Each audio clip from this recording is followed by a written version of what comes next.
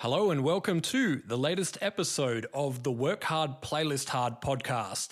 This week, I make these when I feel like it. Let's be honest here, it's not every week. For this episode, we are going to be speaking about ISRC. And what is ISRC, you ask? It is the International Standard Recording Code. So every song that is released online, whether it's a music video on YouTube or a song on a streaming service, for example, it has an ISRC attached to it. Once again, an International Standard Recording Code. Now, why are these so important, you ask? Well, let's go by a recent example of what the Chainsmokers have done. So looking at their recent releases, they released the song Sick Boy, which of course blew up hundreds of millions of streams. And then a few weeks later, they re-released Sick Boy alongside their next single.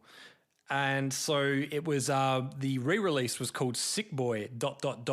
You Owe Me.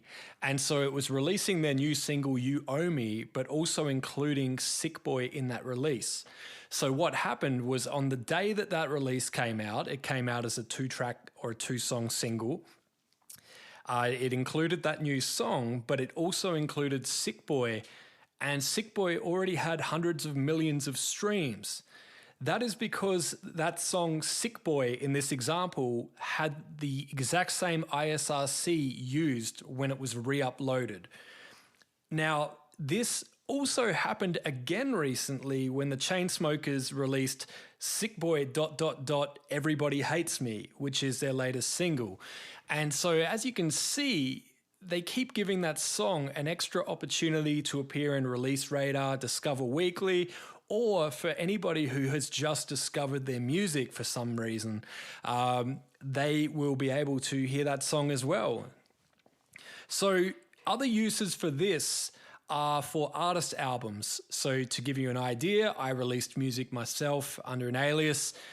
What I did was release a bunch of songs, one song every week or every 2 weeks or every month in the lead up to the album. So those songs started to gain momentum, started to get their own streams. And when it came time to release the album, which was 20 songs long, there was a good chunk, about 10 songs that had already had hundreds of thousands of streams.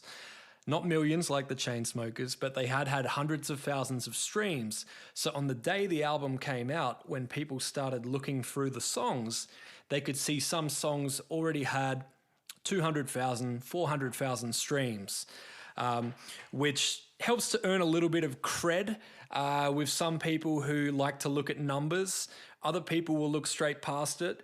But the most important thing is that you use the same ISRC when you upload those songs to your distributor. So if you release a single today, you will get an ISRC for that. If you then include that single on an album, let's say 1 year from now, use the same ISRC when you're uploading that song as part of the album. Not only will all the stream counts merge together, meaning that if it initially had 200,000 streams and then it gains another 100,000 streams the day that your album comes out, you now have 300,000 streams, which looks great. The other thing that will happen is when people go to your, let's just say Spotify, for example, they go to your top 10 songs on your Spotify artist profile. Instead of seeing, multiple versions of the exact same song in that top 10, they will only see that song once appearing in your top 10 with all of the stream counts merged into one. Now, I know that this is a lot to sort of take in one sitting, so I'm leaning towards doing a blog post about this as well to detail this, and I'd love your feedback. So please jump online, workhardplaylisthard.com. There's links to all the social media on there. And you can reach out anytime, Twitter, Facebook, whatever works best for you. Feedback is very important. This is all about helping artists and, that's what keeps me doing this. So thank you for listening. If you found this useful, share it, tell a friend. And until next time, keep creating, keep learning, keep sharing, and keep it real. Thank you.